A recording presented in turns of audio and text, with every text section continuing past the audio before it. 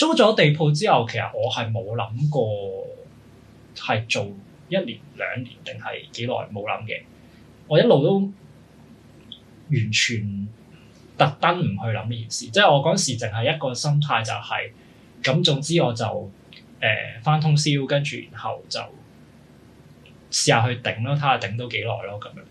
我富德樓冇得再續約啦，咁即係如果我繼續要開書店咧，我就要出去再揾一個鋪頭，整好晒啲嘢啦，買個保險啦，做行政嘢啦，我就好擔心。咁但係我諗大家去傾下自己嘅情況嘅時候，都係即係覺得未必可以用同一個方式繼續咯。